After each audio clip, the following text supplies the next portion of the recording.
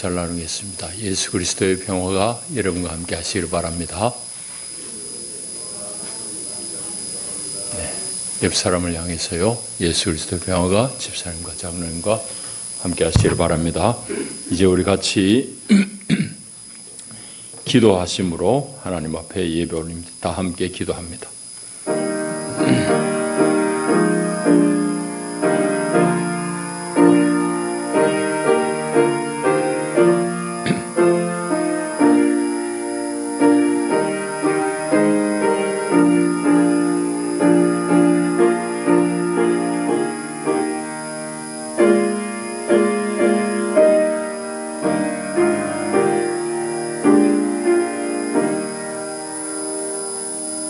온 땅이여 여호와께 즐거운 찬송을 부를지어다.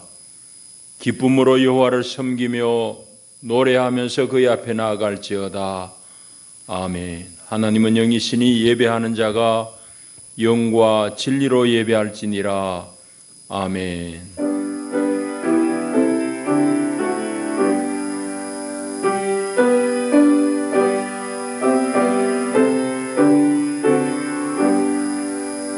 영원히 찬양받으실 주 여호와 우리 아버지 하나님, 놀라우신 능력과 크신 은총을 인하여 주께 영광 돌립니다.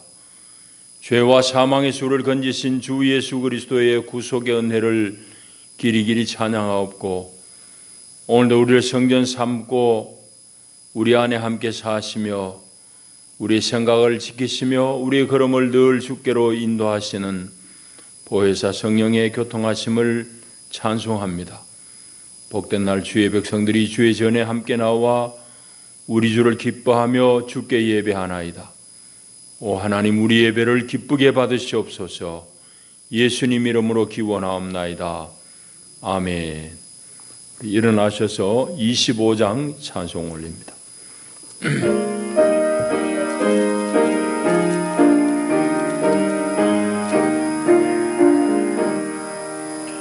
멸류관 벗어서 주 앞에 들이세 저 천사 기쁜 노래가 온 땅에 퍼지네.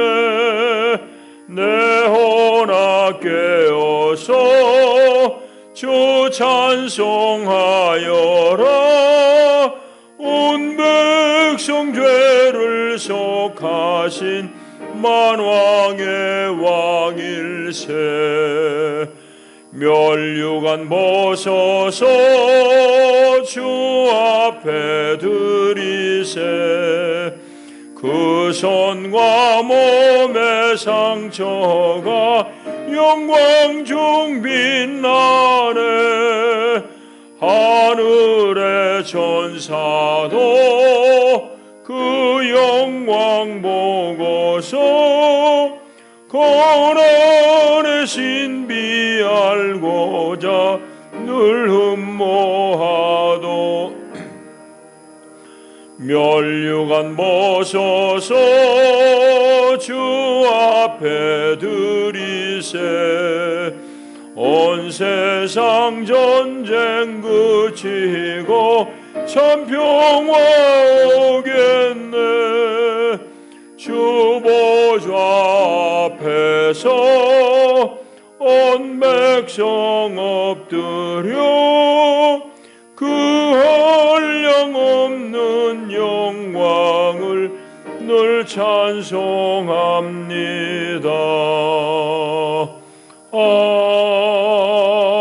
아멘. 우리 신앙 고백하겠습니다. 나는 전능하신 아버지 하나님 천지의 창조주를 믿습니다. 나는 그의 유일하신 아들 우리 주 예수 그리스도를 믿습니다. 그는 성령으로 잉태되어 동정녀 마리아에게서 나시고 본디오 빌라도에게 고난을 받아 십자가에 못 박혀 죽으시고 장사된 지 사흘 만에 죽은 자 가운데서 다시 살아나셨으며 하늘에 오르시어 전능하신 아버지 하나님 우편에 앉아 계시다가 거기로부터 살아있는 자와 죽은 자를 심판하러 오십니다. 나는 성령을 믿으며 거룩한 공교회와 성도의 교제와 죄를 용서받는 것과 몸의 부활과 영생을 믿습니다. 아멘.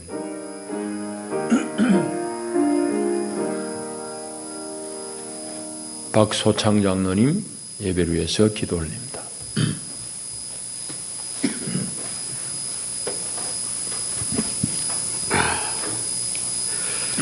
감사하신 하나님 아버지, 변함없으신 사랑과 은혜 가운데 지난 한 주간도 저희들 각자 주어진 삶의 터전에서 열심히 분주하게 살아가게 하셨다가 복되고 구별된 날 생명의 말씀이 선포되어 내리는 귀한 성산으로 발걸음 인도하시고 이제 마음과 정성 모두 강단 앞에 부복하여 싸우니 이 한 시간 하늘 문 여시고 택한 백성에게 주시고자 예배하신 생명의 만나를 넉넉히 내려주셔서 저희들 심령을 새롭게 소생시켜 주시옵소서.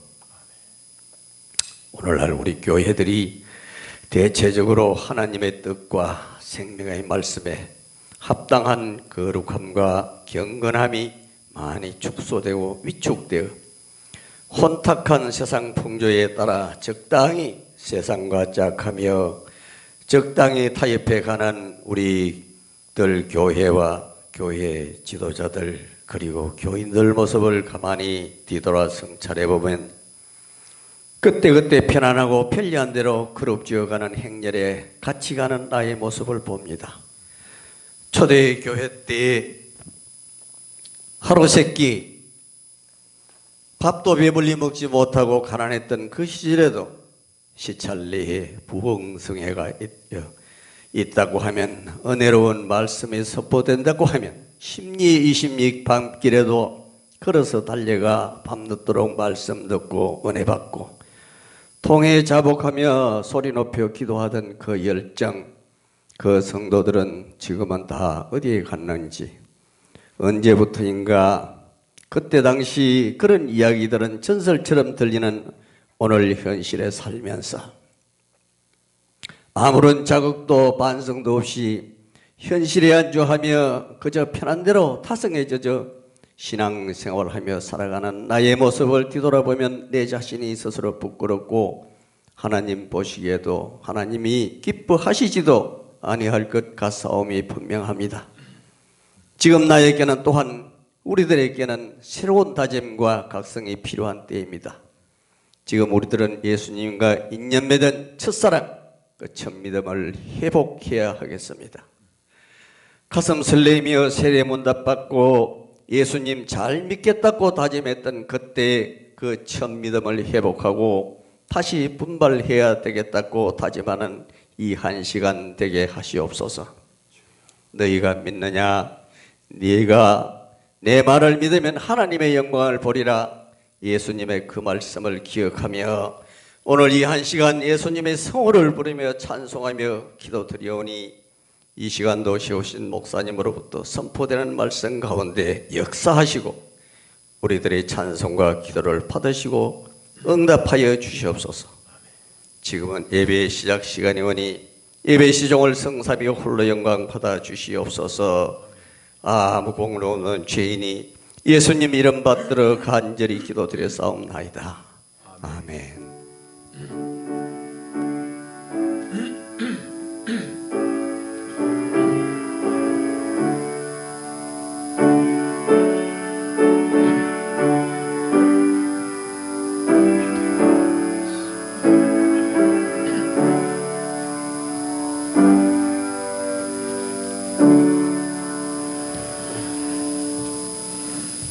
오늘 하나님 우리에게 주시는 생명 양식은 구약 성경 에스겔 34장의 말씀입니다.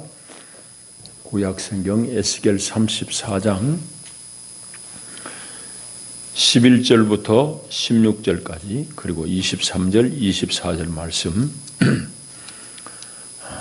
이제 제가 받드리겠습니다. 하나님의 말씀을 경청하십시오.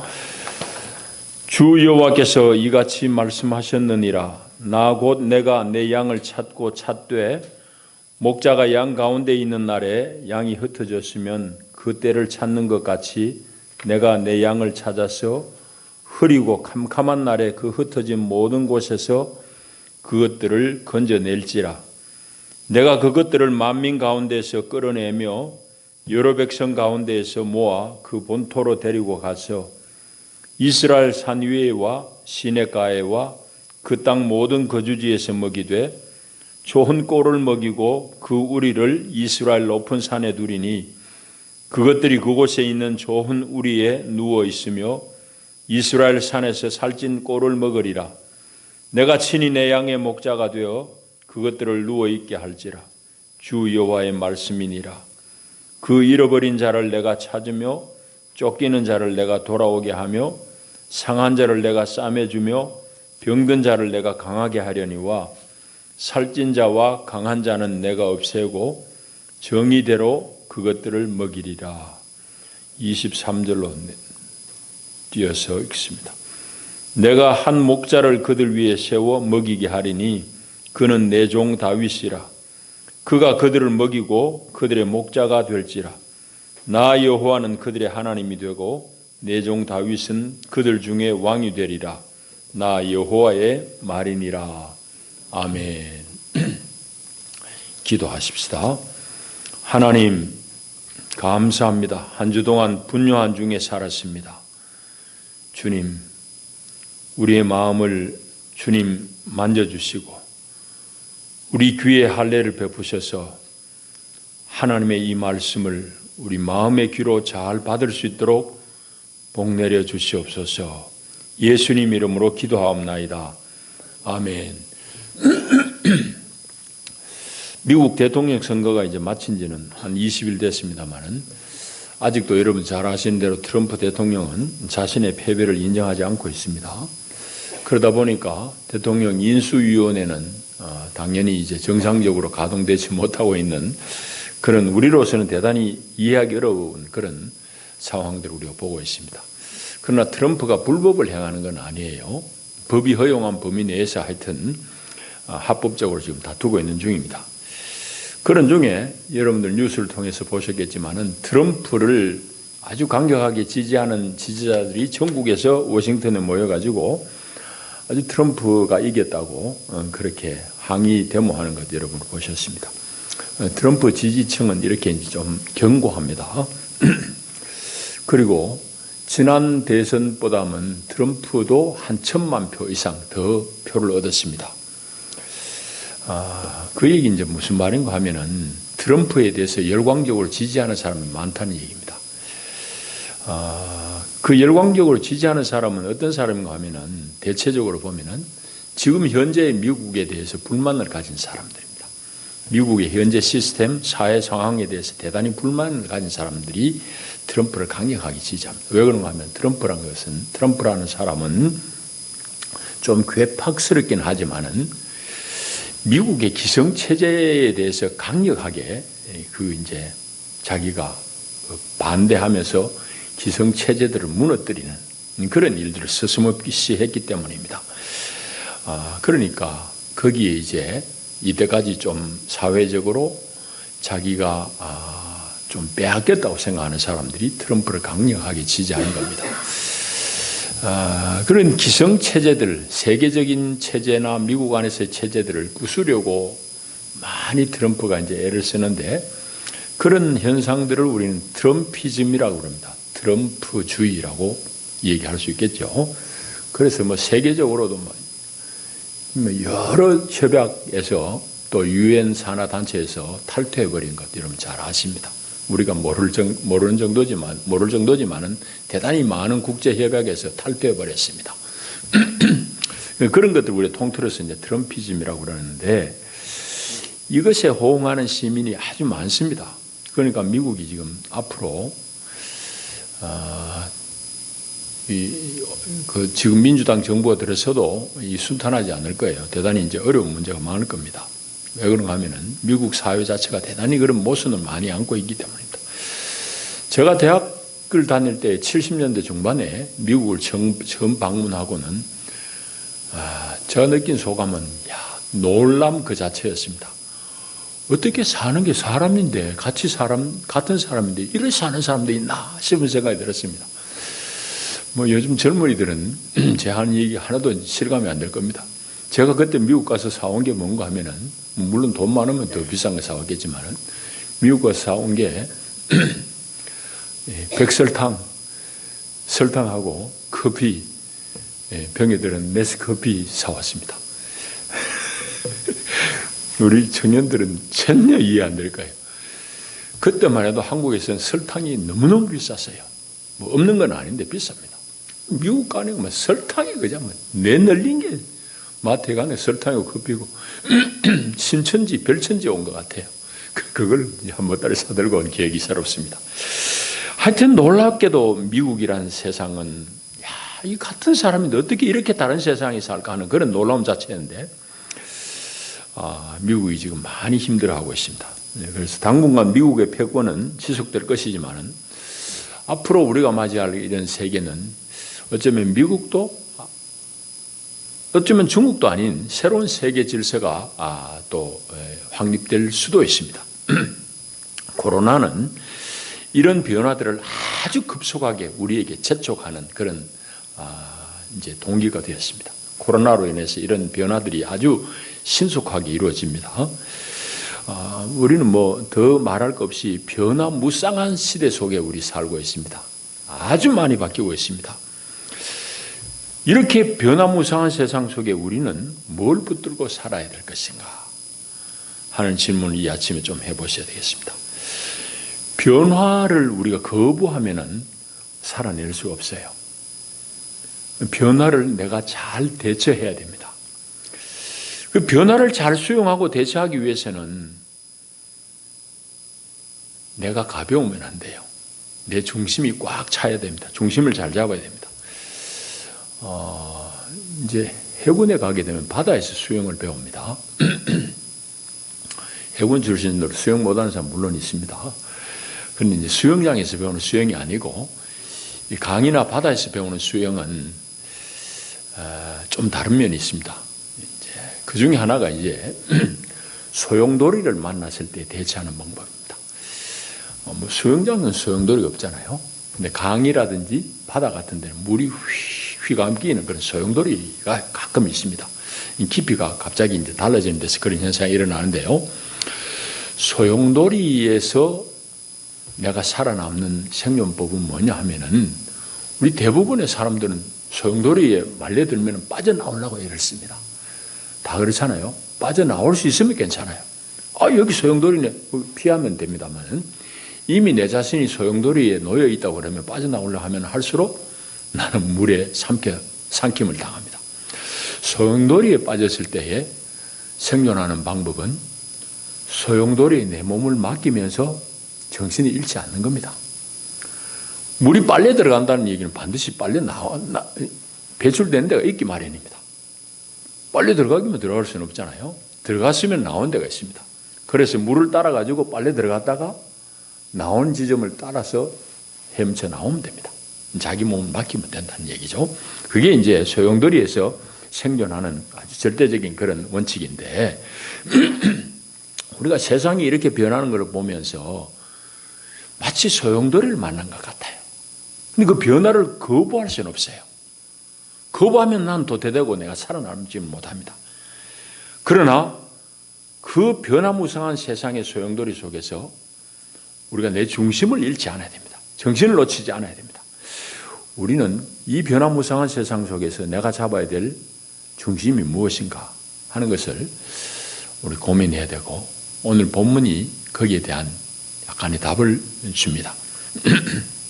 오늘 우리 에스겔을 읽었습니다만은 에스겔은 제가 평신도 때에 성경을 좀 나름대로 읽는다고 읽으면서 제일 어려웠던 책이 에스겔입니다. 참 어려운 책이에요. 어떻게 보면은 뭐 도움을 받을 책들이 없었으니까 참고서가 없었으니까 그때는. 근데 에스겔이 그렇게 또 어려운 책들은 아니더라고요. 보니까 제가 설명하는 걸 잘 들으시면 에스겔 여러분들 읽는데 대단히 도움이 될 겁니다. 에스겔은 누군가 하면은 제사장 가문의 사람입니다. 제사장 출신이에요. 제사장 출신들이 들어들어 이제 선지자들 중에 있습니다. 이사야도 그렇고요. 이제 에스겔이 제사장 가문 출신인데 이 사람이 태어나서 자란 때는 언젠가 하면은 바벨론이 막 제국으로 크면서 이 이스라엘, 정확하게는 유다입니다. 유다 왕국을 위협할 때입니다. 그렇게 위협하다가 바벨론의 느부갓네살이 주전, 예수님 오시기 전 597년에 예루살렘을 1차 침공합니다. 그때 이제 침공을 하고는 예루살렘에서 그 어린 왕인 여호야긴을 포로로 잡아가고 상류층 시민을 잡아갑니다. 포로로 잡아가요. 그때에 잡힌 포로 중에 한 사람이 에스겔입니다. 그러니까 에스겔은 상당한 그 식자층의 사회 상류층에 속한 사람입니다. 그게 이제 주전 597년, 그러니까 587년은 완전히 망하거든요. 완전히 망하기 10년 전에 1차로 포로로 끌려갈 때에 에스겔이 1차 포로로 잡혀갑니다. 포로로 잡혀가가지고 5년째 되던 해에 하나님의 소명을 받습니다. 그게 이제 에스겔 1장, 2장 앞부분에 잘 나옵니다. 포로로 잡혀가서 5년째 되던 해에 하나님의 소명이 강력하게 임해요. 그래서 하나님 말씀이 이제 그에게 임하는데, 그러니까 이 사람은 이스라엘에서 활동한 사람이 아닙니다. 어디서 활동한 하면 바벨론에서 활동한 사람이에요. 그 얘기는 이제 무슨 말인가 하면은 대단히 이제 특이하지만은 하나님께서는 당신의 백성들을 너무너무 사랑하는 아버지, 포로로 끌려온 사람들을 대상으로 하나님이 말씀을 하시고 싶어서 에스겔을 바벨론에 포로로 잡혀온 사람 중에서 하나님 불러내신 겁니다. 그러니까 에스겔의 예언을, 에스겔의 말씀을 듣는 청중은 누군가 하면은 바벨론에 포로로 끌려온 사람입니다. 예루살렘 시민들이 아니에요. 자, 그걸 이제 우리가 알아야 됩니다. 그러니까 하나님의 지극한 사랑을 알 수 있죠. 이스라엘을 향한 하나님의 지극한 사랑. 포로로 잡혀왔지만 그 잡혀온 시민들 가운데 하나님의 자녀들을 향한 하나님의 사랑이 임해서 에스겔을 통해서 하나님의 말씀을 주었다 이 말입니다. 그래서 이제 에스겔은 우리가 오늘 34장 읽었습니다만은 48장까지 있습니다. 근데 전반부는 뭔가 하면 정확하게 이야기하면 24장까지인데 거기는 뭔가 하면은 예루살렘이 완전히 망하기 전까지입니다. 그러니까 593년에 서기력으로 치면 주전 593년에 하나님의 소명을 받았어요.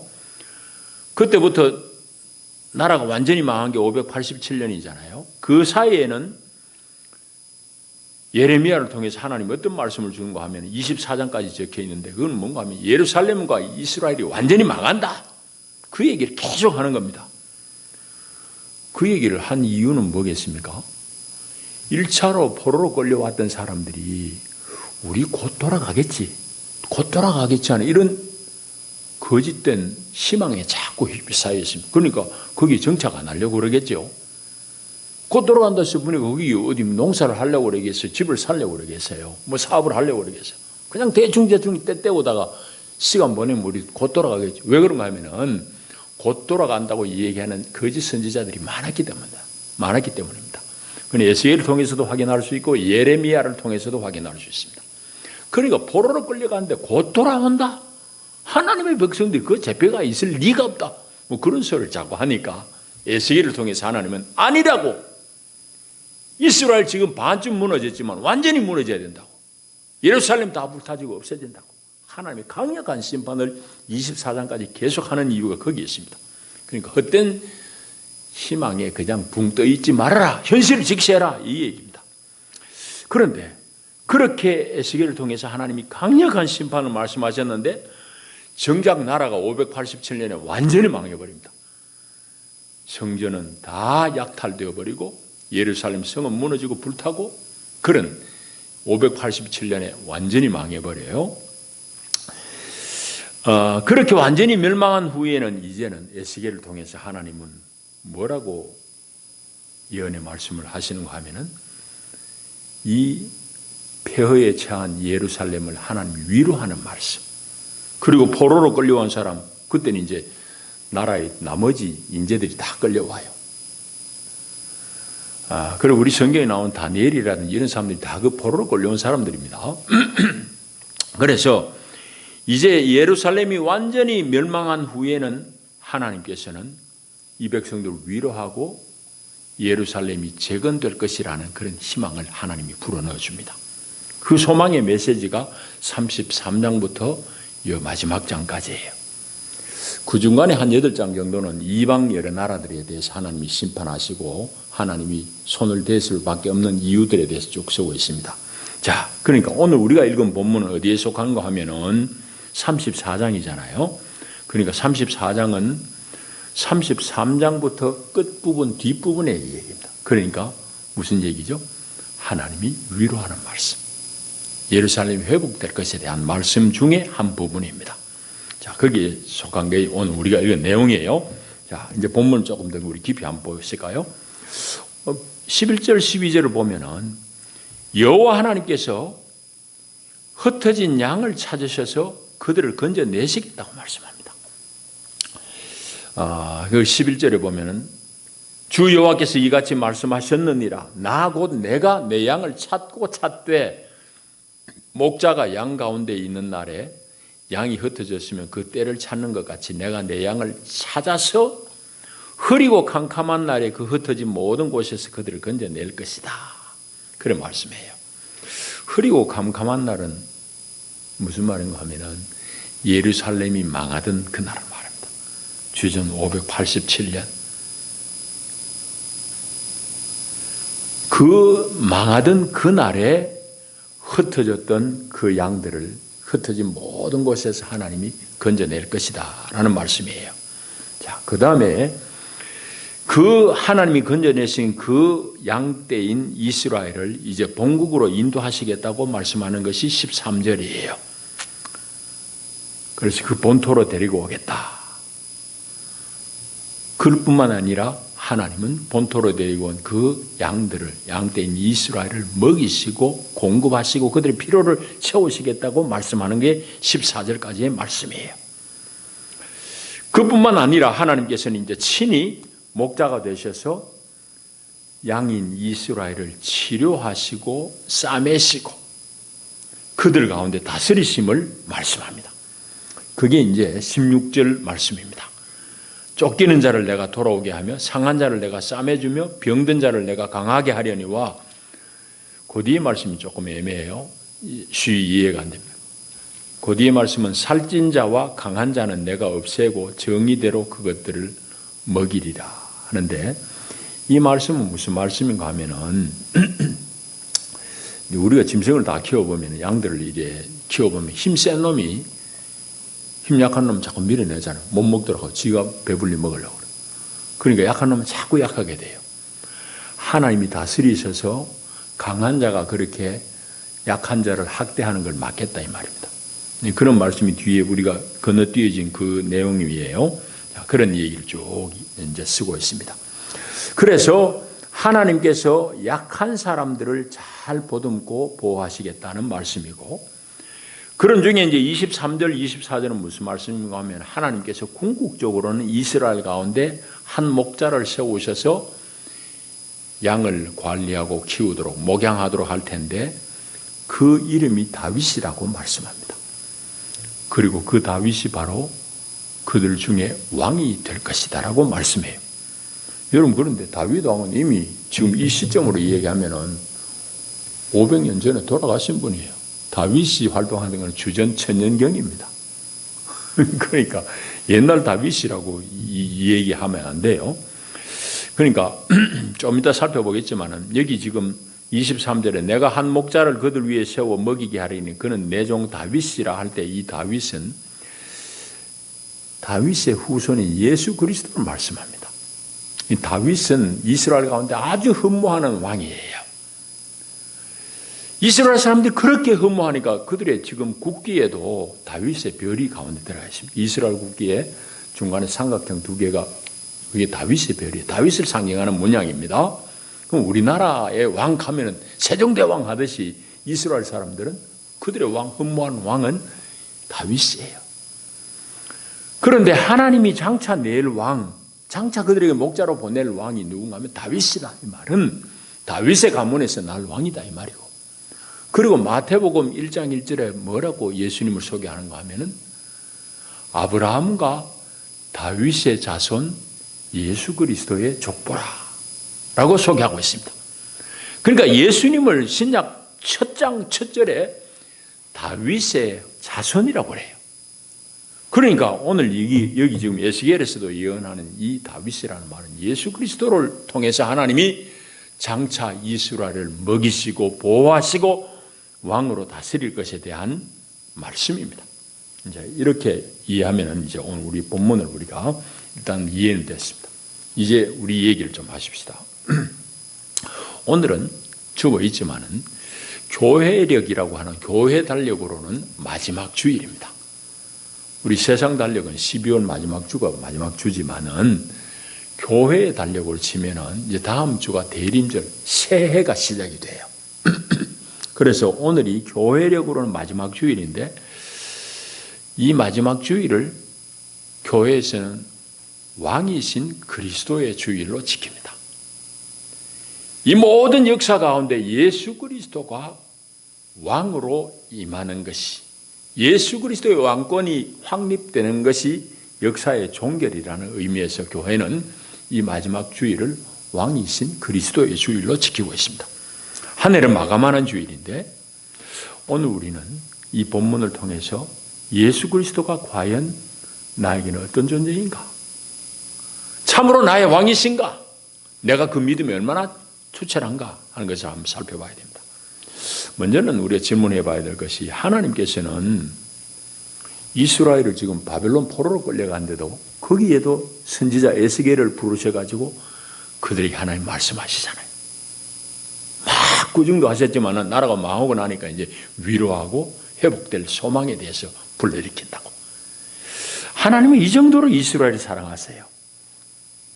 근데 거기에서 끝나는 게 아닙니다. 계시록까지 가서 보면은 하나님은 끝까지 역사의 종착역까지 하나님은 이스라엘을 붙드십니다. 이스라엘을 하나님이 그렇게 끝까지 붙드신 이유가 뭘까요? 그거는 하나님의 구원이 바로 이스라엘과 관련이 밀접한 관계가 있기 때문입니다. 예수님 말씀도 여러 군데서 그런 건 나오지만은 사마리아 여인하고 이제 우물가에서 대화하시다가 구원이 유대인에게서 남이니라라고 예수님 말씀합니다. 그 대목은 여러분 아시죠? 우리 조상들은 이 산에서 예배하라고 그러는데 당신들은 예루살렘에서 하라고 그러는데 어느 게 맞느냐고 그러니까 예수님이 이 산에서 저 산에서도 말고 아버지께 참으로 예배하는 자는 영과 진리로 예배할 때가 원하니 지금이 그때다. 그런 말씀합니다. 그러면서 예수님이 구원은 유대인에게서 난다고 말씀해요. 여러분, 그러니까 하나님의 구원 역사는 유대인과 밀접한 관계에 있어요. 그거는 뭐 신구약을 통틀어서 다 그렇습니다. 이사야 2장 3절에도 말씀합니다. 율법이 시온에서 나올 것이요 여호와의 말씀이 예루살렘에서부터 나올 것입니다. 구약에서도 여러 군데 말씀합니다. 이와 같이 하나님의 구원 역사에 있어서 유대인의 역할은 대단히 중요합니다. 예수 그리스도가 바로 그 유대인이고 예수 그리스도가 바로 아브라함과 다윗의 후손으로 오셨기 때문입니다. 여러분, 그와 똑같이 동일한 이유에서 오늘 하나님은 여러분들을, 새 이스라엘은 참 교회를 끝까지 붙드십니다. 역사에 끝까지 붙드세요. 여러분들 요한계시록 뒷부분을 읽어보게 되면은 하나님이 구원하시는 무리가 둘이에요. 하나는 이스라엘, 유대인 공동체, 또 하나는 교회 공동체입니다. 이게 역사 끝까지 하나님 붙드시는 거예요. 여러분, 이걸 우리가 잘 아셔야 됩니다. 하나님은 이 역사 끝까지 교회인 여러분들을 붙드신다 이 말이에요. 그 연장선상에서 우리가 생각해야 될 것은, 오늘 주님은 여전히 우리가 이 모양 저 모양으로 세상 가운데 어려움을 겪을 수는 있지만은 하나님은 변함없이 여전하게 오늘도 교회를 환난 가운데서 찾아내시고 인도하시고 그들을 공급하시고 그들을 다스리신다는 말씀입니다. 여러분, 이거는 분명한 사실입니다. 주님의 교회는 언제나 한시도 예외 없이 언제나 주님의 인도와 보호 아래에 있었습니다. 그 아래서 주님이 주시는 넉넉한 생명을 누리고 살았던 것이 교회의 역사입니다. 이게 물질이 풍성하다 이런 차원이 아닙니다. 하나님이 주시는 풍성함이 있어요. 그래서 예수님이 뭐라고 그런가 하면은 요한복음 10장에 그런 말씀이 자주 나옵니다. 도둑이 오는 것은 속이고 훔치려고 하는 것이지만 내가 온 것은 약으로 하여금 풍성히 누리게 하려 합니다. 아닌데 그 풍성한 누림은 바로 하늘의 생명을 말합니다. 예수님이 주신 그 은혜, 그걸 말해요. 그래서 주님의 교회는 언제나 지금도 마찬가지지만 하나님의 인도 아래서, 주님의 인도 아래서 생명을 풍성하게 누려왔습니다. 오늘도 주님은 여전히 교회인 우리를 그렇게 찾으시고 인도하시고 공급하시고 보호하십니다. 그건 2000년 교회 역사가 증명한 바예요.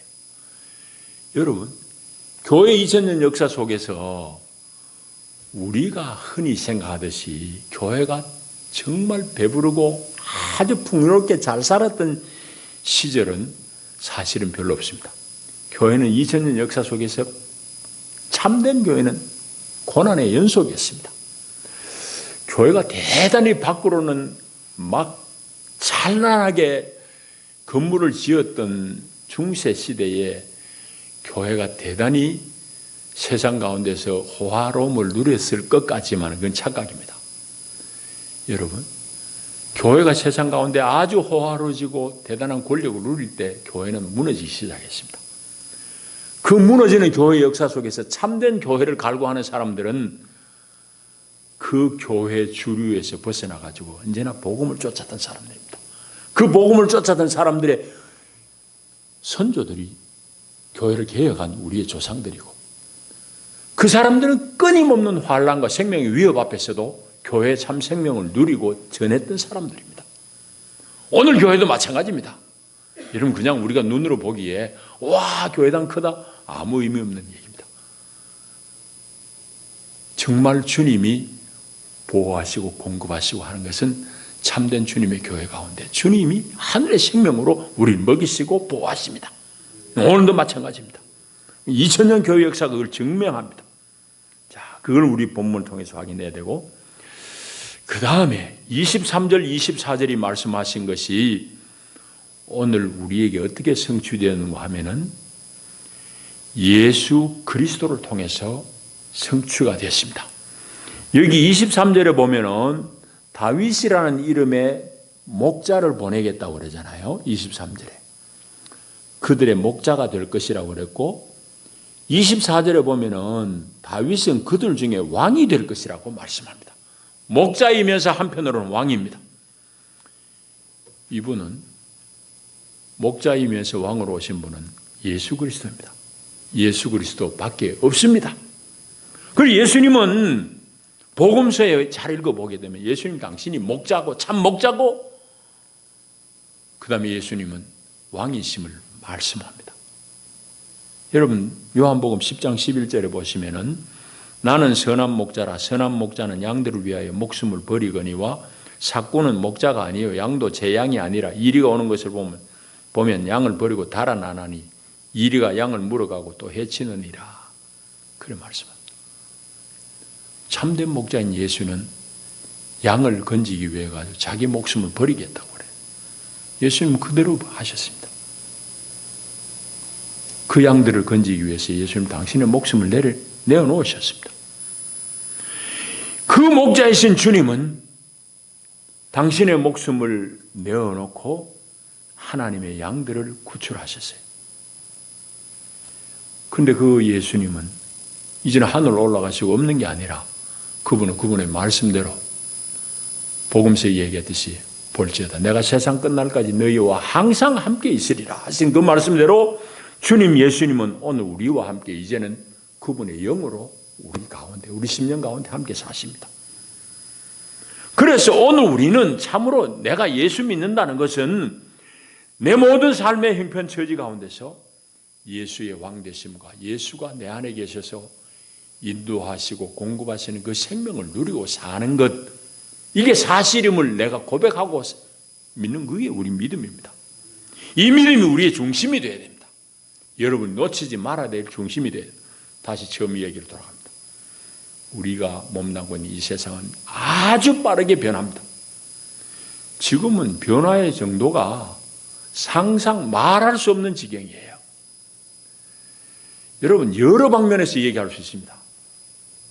지구가 지금 대표적으로 이제 온 문제잖아요. 난리. 여러분, 며칠 전에 비가 왔는데요. 저기 중부지방에는 11월 달에 비가 와가지고 차가 물에 잠기는 거 여러분 보셨죠? 우린 지금 그런 시대에 삽니다. 어떤 난리를 만날지 모릅니다. 여름에만 폭우로 만나는 게 아니더라고요. 겨울에도 그런 폭우로 만나요. 하여튼 이런 기상뿐만이 아니라 우리가 몸담고 있는 이 세상은 큰 소용돌이를 치면서 변화합니다. 여러분, 변화를 거역하면 내가 살아낼 방법이 없습니다. 그러나 중요한 것은 이렇게 빠르게 심하게 변하는 이 세상 가운데 우리가 그걸 놓치고 거부하면 살 수 없지만 우리 중심을 놓치지 않아야지 그 소용돌이 속에서 우리는 살아갈 수 있습니다. 여러분 놓치지 말아야 될 그 중심, 그 내공은 바로 예수가 여러분의 목자이고 여러분의 왕이심을 믿고 고백하고 그분의 다스림 안에 내 삶을 기꺼이 내려놓고 안심하는 이 믿음이 중심이 되어야 됩니다. 그 중심에 있는 사람은 주님의 음성을 따릅니다.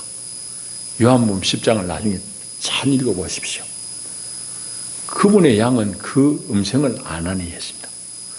그런데 우리에게는 너무너무 많은 세상의 소리가 들립니다. 예수 믿는데 별 수 없네. 예수 믿는데 별 수가 없긴. 예수 믿는데 왜 별 수 없냐고요.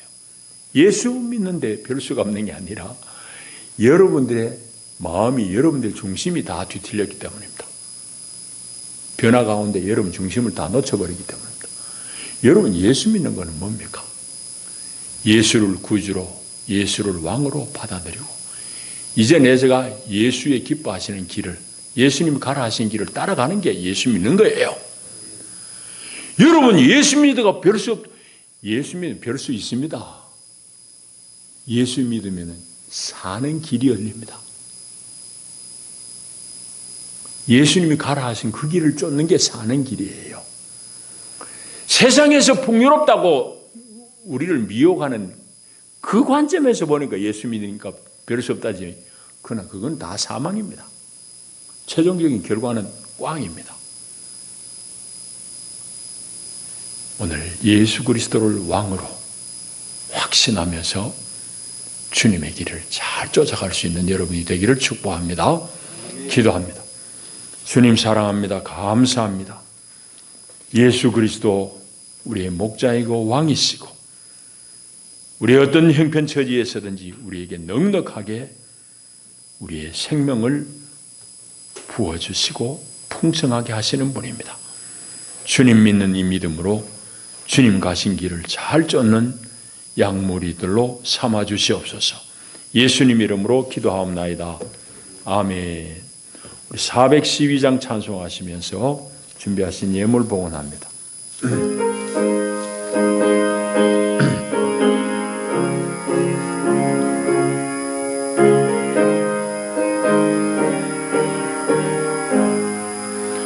내 영혼의 그 귀 깊은 데서 맑은 가람이 울려나네. 하늘 곡조가 언제나 흘러나와 내 영혼을 거이 싸네.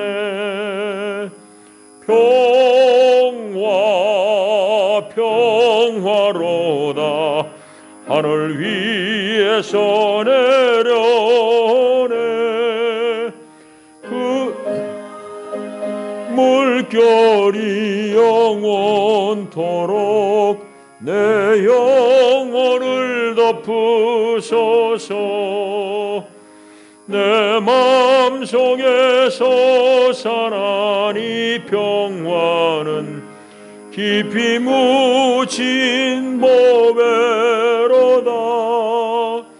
나의 보화를 캐내어 가져갈 자 그 아무도 없으리라. 평화 평화로다. 하늘 위에서 내려오네. 그 사랑의 물결이 내 영혼을 덮으소서. 이 땅 위에 험한 길 가는 동안 참된 평화가 어디 있나.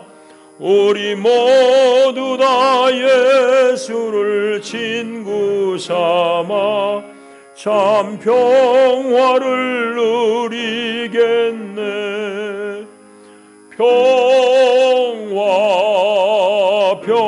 평화로다. 하늘 위에서 내려오네. 그 물결이 영원토록 내 영혼을 덮으소서. 아멘. 기도 올립니다. 하나님, 은혜와 사랑이 너무너무 크십니다. 주님, 우리를 구원하시고 늘 하늘의 생명으로 충만하게 하실 뿐 아니라 우리 가운데 필요를 하시고 우리의 인도자가 되시고 우리의 목자가 되신 주님, 감사하고 사랑합니다. 우리 온 몸과 마음을 들여 주님을 따르겠나이다. 주님께 감사합니다.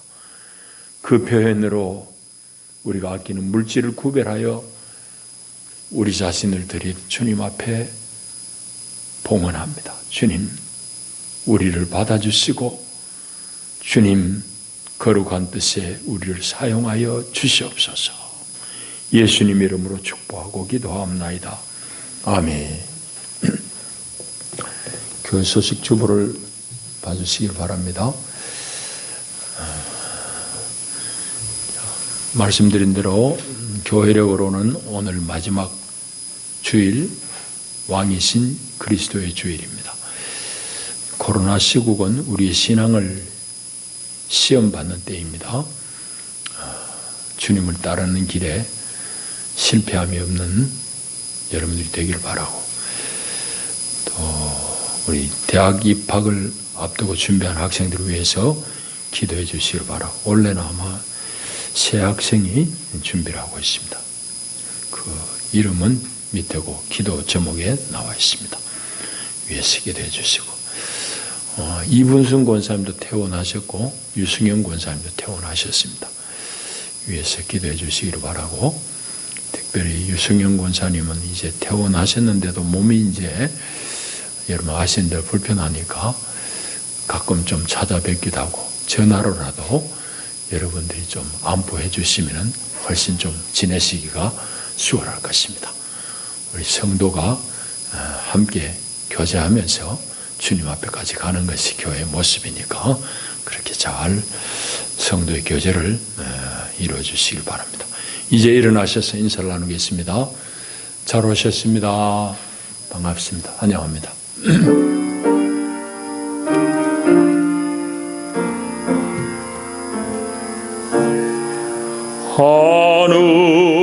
하늘에 계신 아버지,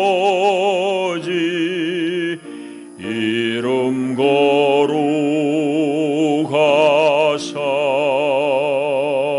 주님 나라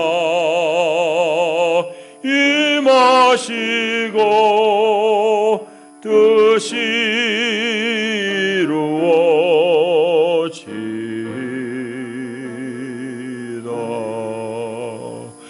일용할 양식 주시고 우리들의 큰 죄 다 용서하옵시고 또 시험에 들게 마시고 악에서 구원하소서. 내게 주의 나라 주의 권세 주의 영광 영원히 아멘.